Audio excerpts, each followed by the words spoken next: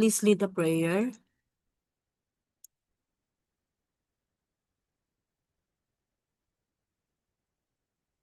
Hello? Naririnig po ako. Hello. Sige. Thank Sige po. you. Nandyan pala si Mark. Let's Okay. put ourselves in the holy presence of our Lord. As we say in the name of the Father, the Son, the Holy Spirit. Amen. Humble heart. See for the environmental planning board exam.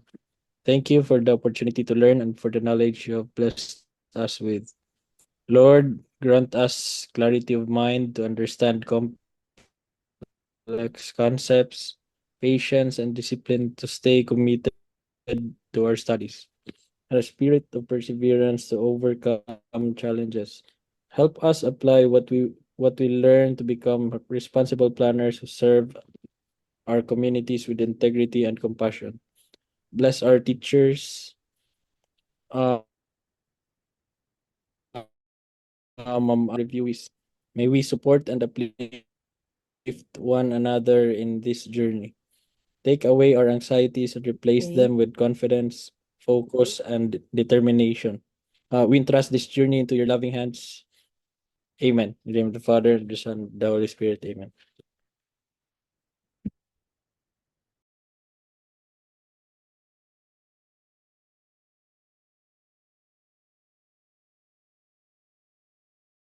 Very slow. It says on my laptop it's unstable, so let me just fix a little. Ano kaya ito, no?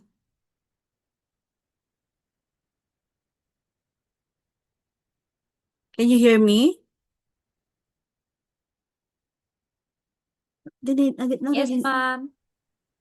narinig ako. Yes, ma'am, you're audible. So how about others? Naririnig niyo ako? Yes, ma'am. Alright. Yes po, ma'am. Kahit ano pala, no? So, let's see.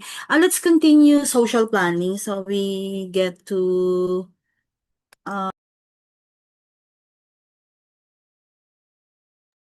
Nawala po yung audio, ma'am.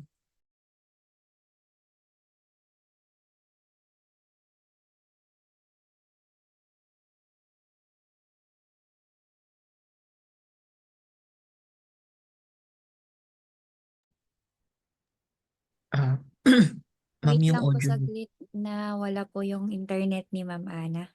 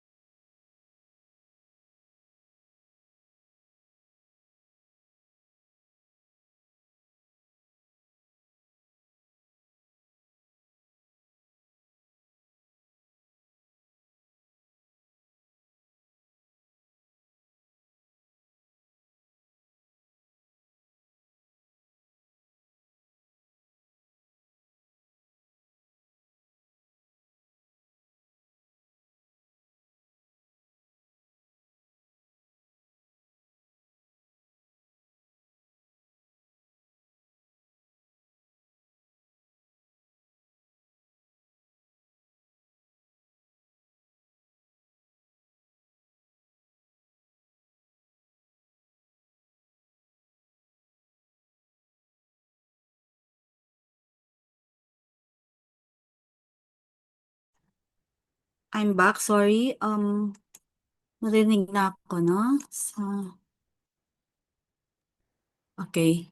Diyan, naririnig niyo na ako. Yes po. Okay. So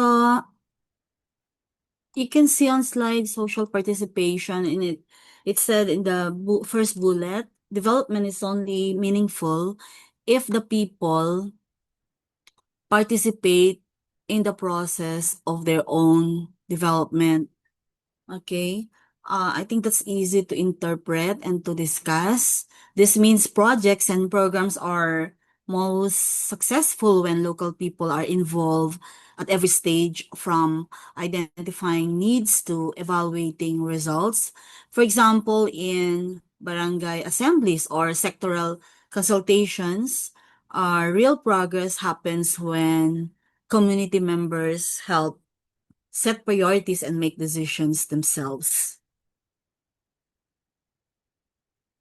Okay, so the second bullet there, the very process of participating is in and of itself educational, liberating, and empowering. Okay, so when people join planning, they gain new knowledge, confidence, and a sense of agency. For instance, participating in local budgeting or disaster drills, it teaches practical skills and promotes leadership. Then people are the principal actors of development. They are the agents of change. Community members drive development forward. So not just outsiders or officials. Local initiatives like organizing neighborhood cleanups or creating livelihood groups, they show that real change, or it shows that real change is led by the people themselves. So that's the framework of this of social participation. Also, specialists have to challenge people to be the change they want to see. Planners, teachers, and officials should encourage communities to take initiative, inspiring residents to lead projects or propose solutions. So people are not mere recipients or passive beneficiaries of dole outs. And we know Philippines is really a haven of dole outs. I'm not sure if you can agree with me. Effective development um, avoids treating people as just recipients of aid. Instead, programs succeed when people are involved as partners, such as in participatory housing projects or water user association, etc. So there's also in the slide, there's an ancient Chinese saying, giving people fish and they eat for a day. You know, all these things here in the bullets, they were outputs from the recent from previous board exams, and that's why they're there. And they this is a collection of, you know, ideas or concepts that are within social participation. For example, this Chinese saying, give people fish and they eat for a day, teach people how to fish and they eat for a lifetime. So so the most sustainable here, it says if we try to explain this, the most sustainable efforts build skills and capacity, helping communities become self-reliant. So skills training, technical workshops, these are examples of this approach in action. So, and then the last one, nakalagay ba doon? So, let me check. So about Obama, no? People are most effective. People are most effective as groups rather than as individuals. So, hence the value of community organizing. So community organizations, cooperatives, and local councils work because group action can address challenges that individuals alone cannot solve. So yung community organization, if you don't know, the ILG used to be PACD, and this is the presidential arm in community development. That was the first, name of the ILG. Then it became DLG, DLGCD, and then finally it became the ILG. So, and that is where, a department where community organizing or is indeed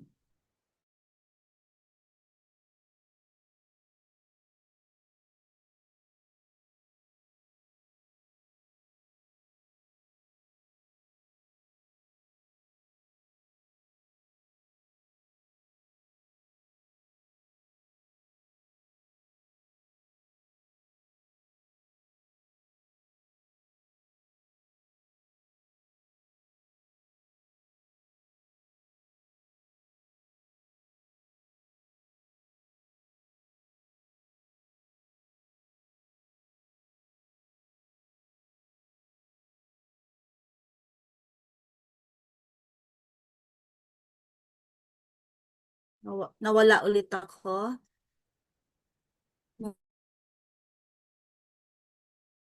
Wala talaga. So,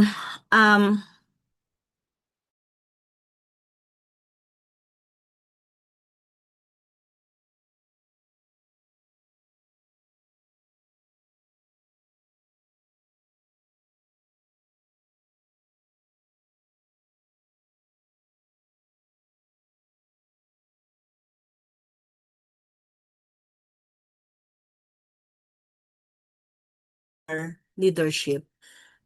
So, maybe lang yung, okay, it said, okay. Then, we have the next slide.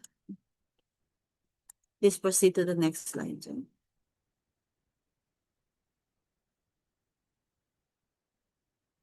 Please proceed to the next slide.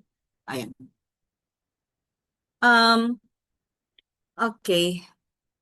At the bottom, you can see Sherry Arnstein's, and she wrote, or yeah, she established this framework called the ladder of citizen participation. Please remember this one.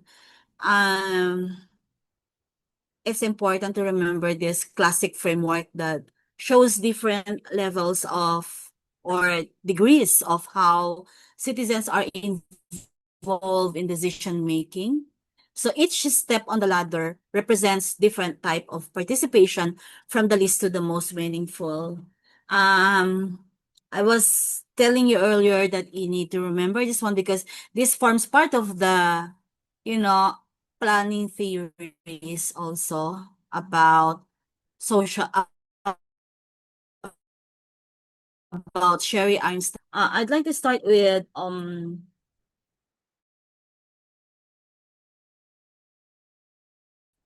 non-participation at the bottom.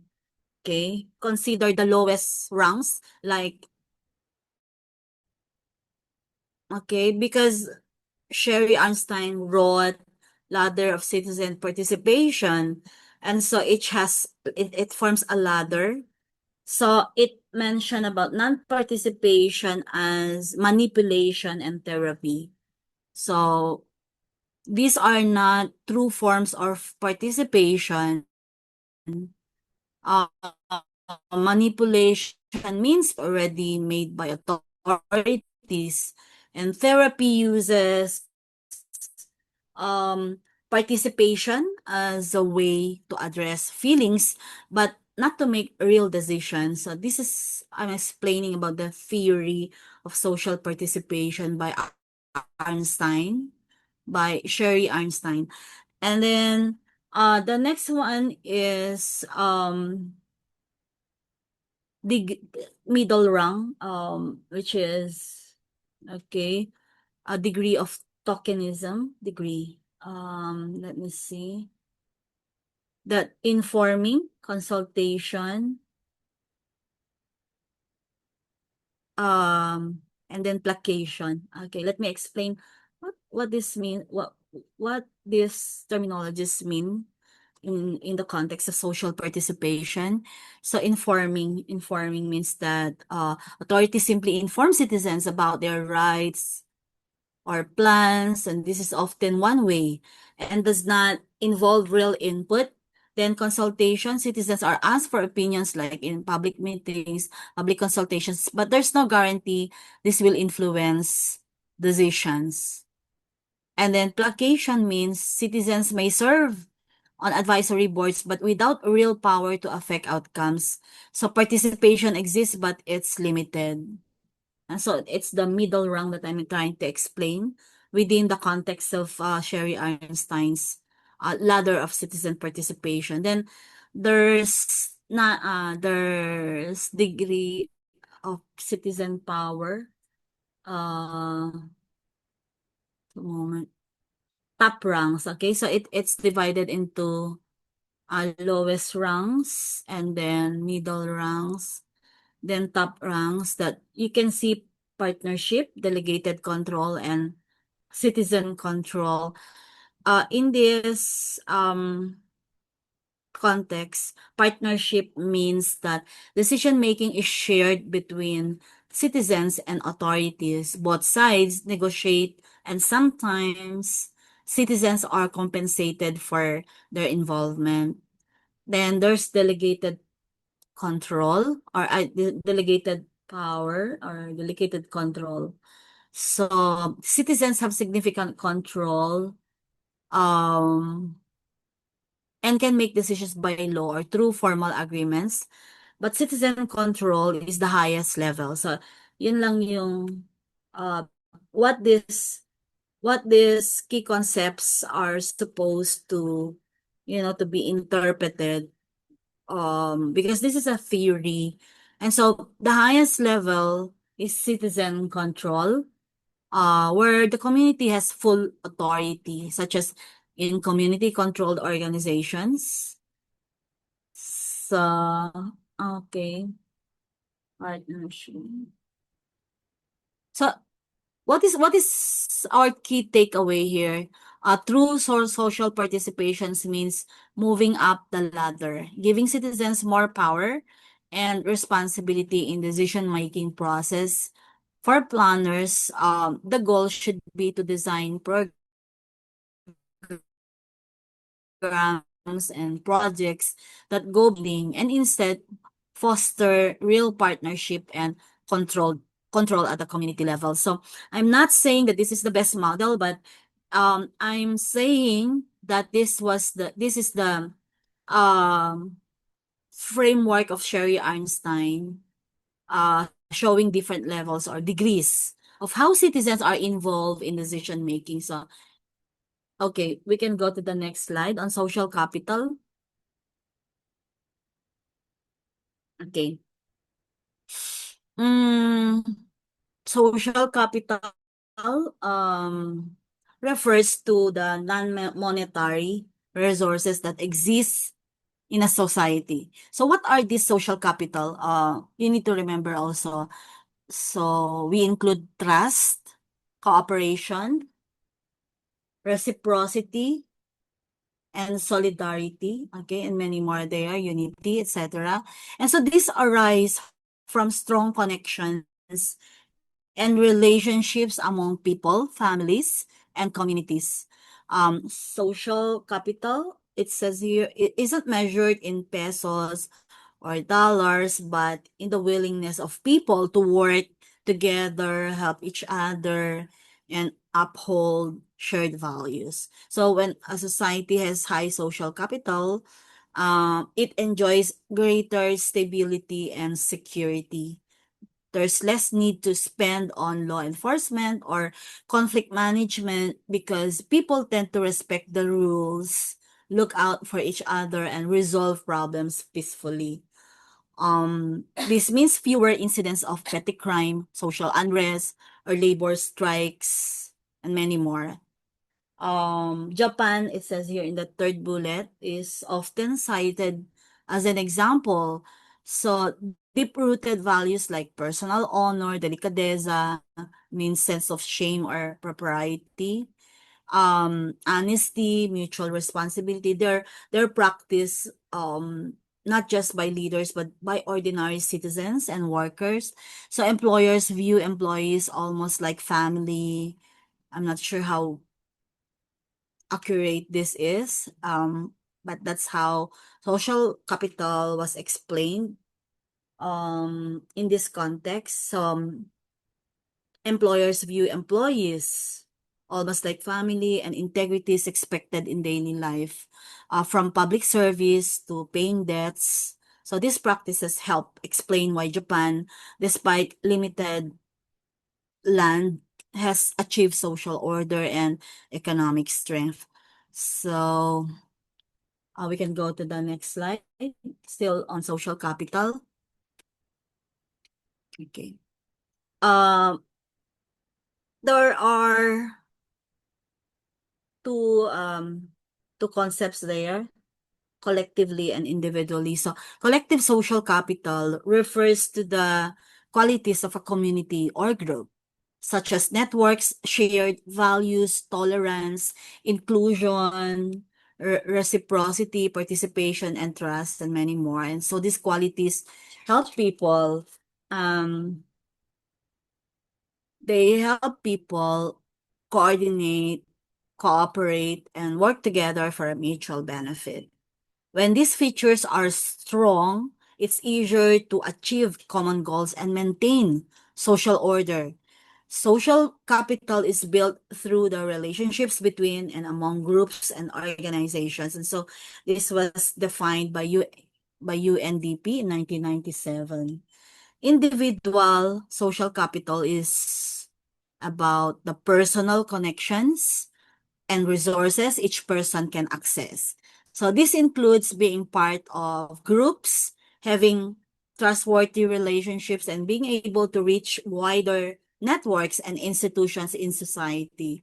People use these connections to find jobs, support their livelihoods, or get help in times of need. That was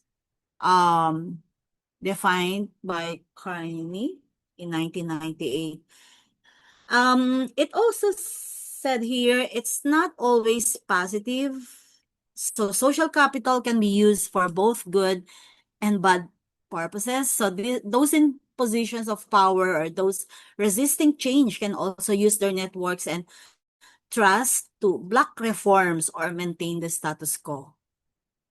So what's the key message here? Social capital exists at both community and personal levels, and while it usually supports cooperation and development, it can sometimes be used to exclude others or resist needed changes. We can go to demography. So it's everyone knows that it's the scientific study of the characteristics and patterns of human population, such as size, growth, density, distribution, and composition. Social planning is fundamentally based on demography. So effective plans depend on understanding who lives in the area, how many people there are, and how these numbers are changing over time. So population is always a key planning variable. Whether preparing a comprehensive land use plan, a social development plan, or a CDP, or an infrastructure program, population data must always be considered. Social development is visible in the roles people play, whether as producers, consumers, or end users in society. And so using past and present population data helps planners analyze current conditions and trends in a given area. So this information is critical for evidence-based decision making. Population projections are used to serve or to set planning goals, define objectives, formulate policies and strategies, and identify the programs and projects needed to address future needs. So what are the sources of population data? NSO or PSA, Census of Population, the surveys also, and then CBMS in Philippines. So, also, we can consider LGU barangay counts also because they know how many members they have in their own communities. There are local level data often used for small area planning, like and some validation also. We can go to the next slide. So what do you see there? This is the time relationship between a life cycle of individual and future service requirements. And so this figure shows how a person's need for different services changes over their lifetime. So in school, for example, the need for schooling is highest during early childhood and teenage years, then quickly drops after graduation. I mean, this is the general observation, but of course these days it has to change kasi even senior citizens are already very active in finishing education, ganun. So jobs also, the demand for jobs or employment rises in young adulthood, peaks in productive years, so 20s to 40s, and then declines as people approach retirement. Also for housing needs are fairly constant but tend to rise as individuals form families and become independent, then may decrease slightly in old age. So how about food? Food requirements are steady throughout life with slight variations but always essential at every age. Then for health services, personal health services, the need for healthcare starts high at birth, decreases during youth and early adulthood, but it increases again in older age as health concerns become more common. So why are we even tackling this? Because we need to understand these life cycle patterns. It helps planners anticipate and allocate resources for schools, jobs, housing, food security, and health services at the right times and in the right amounts. So this approach ensures that social services and infrastructure respond effectively to the changing needs of people as they move through different stages of life. Can go to the next. Can go to the next one. Yeah, different age groups, okay, have different needs to be addressed in planning and development. Um, yeah, we must recognize that people at different stages of life have unique requirements. So Philippine laws, international standards, and updated demographic guidelines help define these age groups and their corresponding needs. For example, healthcare. So we have key groups, children below 15 years old, with 15 years, women of childbearing, 15 to 49, and older persons. Okay, so if we try to link this with our current Philippine laws, we have women's health 90 we have like expanded Senior Citizens Act. So if we try to look at that, um that law ensures access to health services for elderly Filipinos. And we also have laws regarding when we that prioritizes health and nutrition for children from conception to age 2, for example. And um then there's also some laws on providing for the health needs of women, especially reproductive health. Diba? We have the RH bill, RH law. So and services must be age specific also. Then for education, okay, when we speak about education, Demand for these services is high. For your 5 to 20, from early childhood to tertiary education. So we already have the K to 12, for example. What does it cover? So we need to also to know that.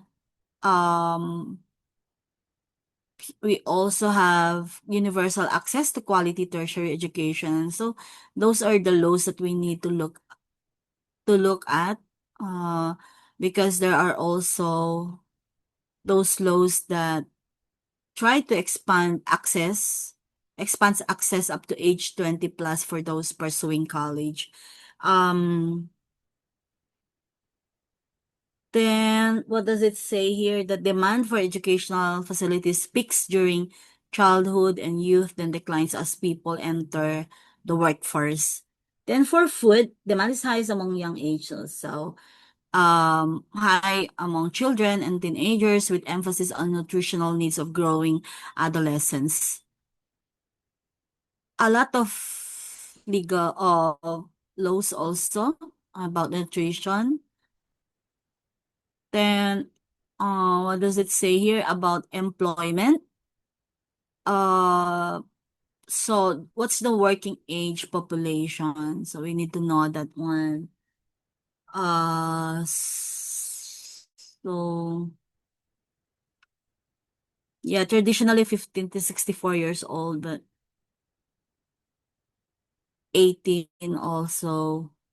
So we will try to find out the working age population is now often defined, for example, as 15 years old and over, and to reflect trends in active aging and delayed retirement also. So employment support and job creation must target those entering within and sometimes beyond the traditional working age bracket. So this is how we, when we plan or when we do CLUP or especially CLUP, we need to be very uh, conscious, or we need to really be policy driven, and then we also need to be data driven in our planning work. And housing also, demand peaks for ages when people start families, as I mentioned earlier, or become when we become independent, often mid-20s and up. What else? And then there's also framework that housing needs shift as young adults leave home, form households, and later as families grow or downsize. So what's the key takeaway here? That we need to guide our planning with updated laws and standards, and should guide us how age-related needs are addressed in local and national plans. So we need to consider demographic shifts such as aging population or changing definitions of working age. Mean policies and programs must stay current and responsive. And we can go to the next one. Population size. We can go to the next slide. Okay. So healthcare. Okay. Population size or population level means that this is the total number of individuals within a population at a given time. For planners, this figure helps determine the scale of services, facilities, and resources needed, among others. Then population composition or population structure. Okay. Into the breakdown of the population's characteristics at a specific period, such as age, sex, and other attributes. The most common example is the age-sex structure, which is usually displayed in a population pyramid. Later, we will be able to see that in the the slide. So, population growth indicates how the total population changes over time due to births, deaths, immigration, and emigration. So we need to understand, or understanding growth trends is critical for forecasting future needs and demands. Population distribution, on the other hand, describes where people live within a given area, whether population is clustered in urban centers or they spread out in rural areas or concentrated in specific regions. This helps in planning the location of infrastructure and services. How about median age? Median age is the age that splits the population into two numerically equal groups. Half are younger and half are older. So a younger median age often means a higher demand for schools and jobs, while an older median age highlights the need for elderly care. So what's sex ratio? This is the ratio of the number of men to the number of women in population, usually multiplied by 100. For example, a sex ratio of 105 means there are 105 men for every 100 women. So sex ratio equals total number of men over total number of women times 100. So,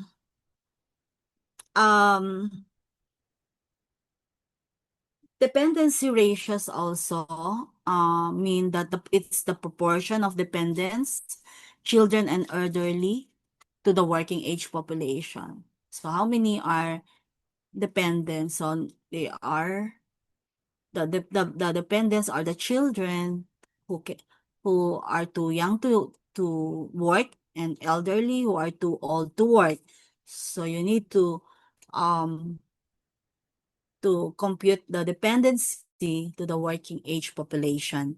Aging index means this is the number of older persons per 100 children, which is rising in the Philippines due to lower birth rates and increased life expectancy. So all these concepts are essential in demographic analysis, needs assessment, and long-term planning. So we can go to the next slide. Okay. You can see here annual growth rate of population. It's just showing here that annual growth rate is the average yearly increase. So it says annual, so it's easy to remember. It's the average yearly increase in a country's total population. Like for example, in Philippines, in this outdated, this is quite outdated, but just to make some explanation, the AGR from 2000 to 2007 was 2.04 per annum. And so the government's target AGR for 2008 to 2010 was set at 17% to 1.9 per annum. So just this particular slide. But okay, the ideal growth rate is known as the replacement growth rate. So please note that the ideal growth rate is known as the replacement growth rate. This is when the number of babies born is equal to the number of deaths, ensuring that population remains stable over time. And the replacement growth rate is usually between 1% to 1.3 per annum. So in countries with improved healthcare and higher life expectancy, there are fewer deaths. So fewer births are needed to maintain the population size. So if there are some update, according to 2020 Census and Population and Housing, PSA, PSA data, the annual population growth rate for the Philippines from 2015 to 2020 dropped to 1.63 per year, the lowest recorded since the early 50s. So the UN Population Division and PSA both note a continued decline growth rate consistent with global trends of slower population growth as countries develop and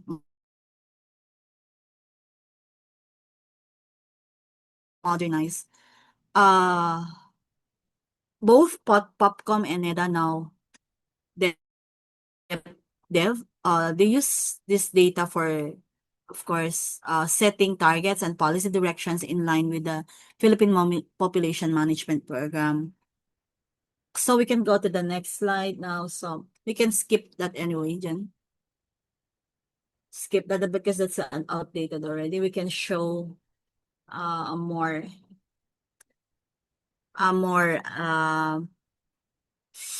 updated one. And then population distribution by region, we can also skip that. We can see PSA data anyway. And then, okay.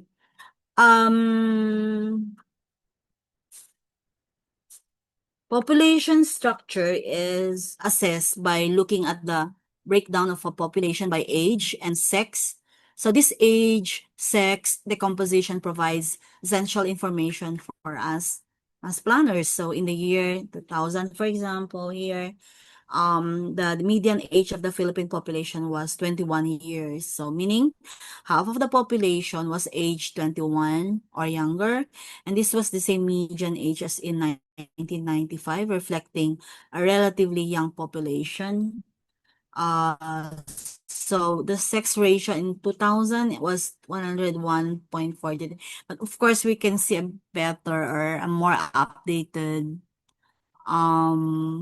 data, but for purposes of explaining this old slide, when we say sex ratio in 2000 was 101.43, that is there were 101.43 males for every 100 females. So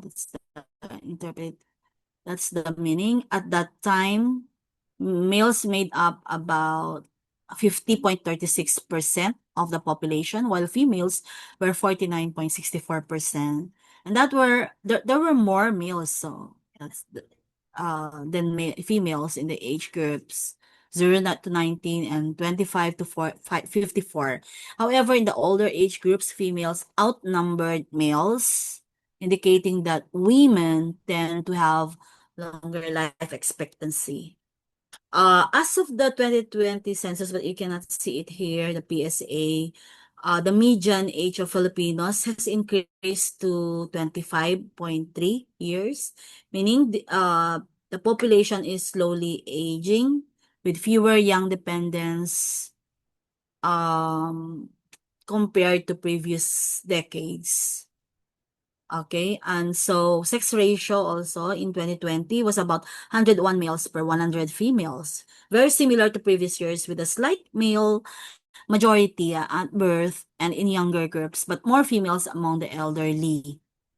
So, in age structure trend, the percentage of young people 0 to 14 continues to decline, while the proportion of working age and older adults is gradually increasing. So this has important implications for education, labor markets, healthcare, and social protection. So population composition is shifting. The Philippines still a relatively young country, but the median age is rising.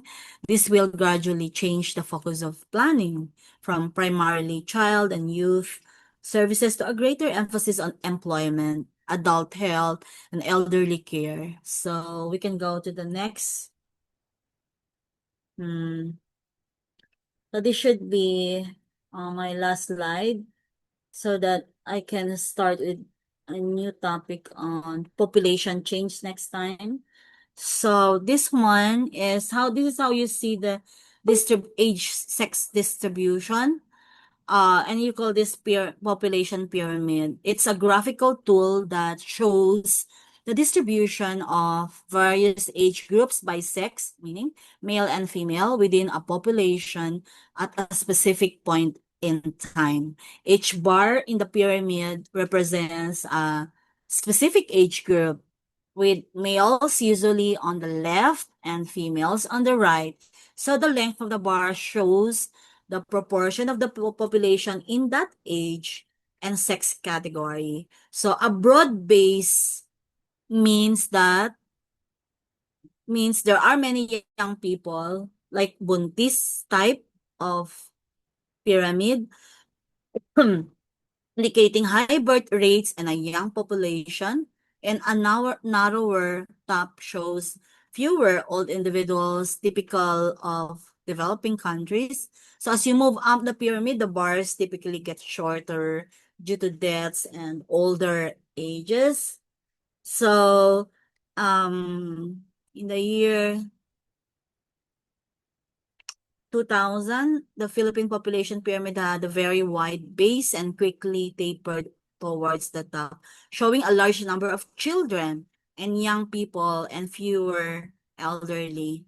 And comparing the NCR from 1995 to 2020, shown in the bottom right there, you can see the base of the pyramid is starting to narrow and the middle is beginning to bulge. This means the number of children is declining and more people are in their working ages, signs of an aging but still relatively young population.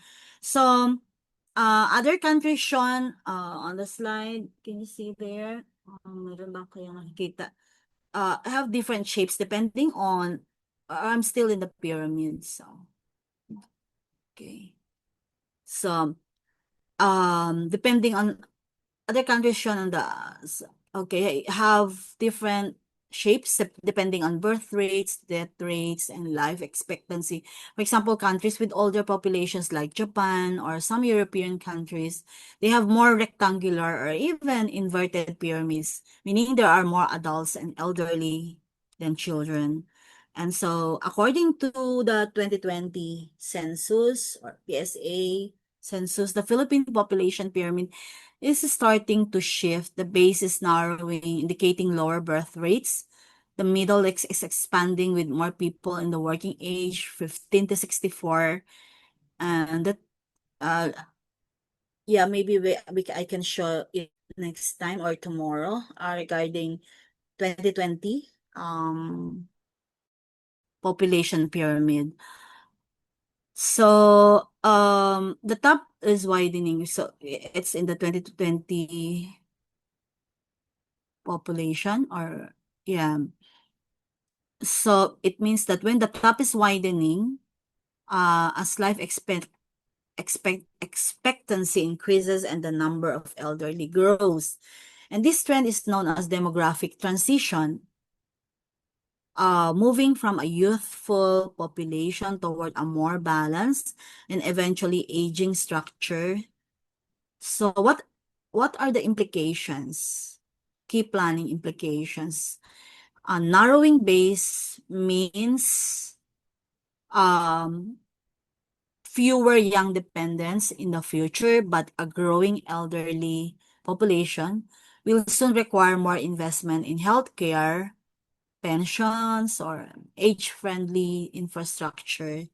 So, I think I should end there so that I can tackle the different components of population change. What are these? Fertility, mortality, migration. These are quite long topics, so I need to tackle that tomorrow rather than tonight. Okay, so I think I need to end there. Population change will be next.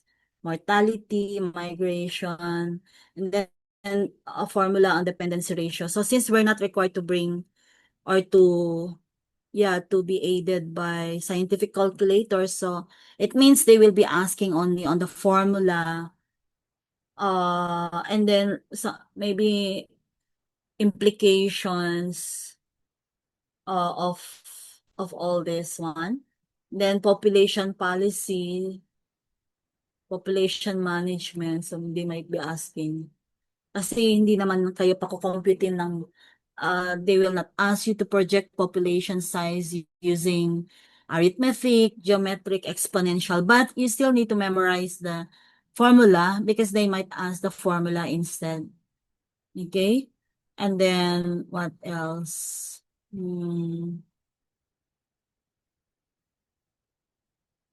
yung doubling time. So how would you be able to, probably definition of doubling time means the number of years it takes for a population to double. They might ask that. And what's the formula? And then density also. Blah, blah, blah. Okay, so tomorrow, we'll have the different key sources. Ano ba yung sinabi ko kanina? But anyway, so that we will tackle how to, the different formula and component of population change. So that would be all for tonight. Thank you, and see you again tomorrow. Take it away.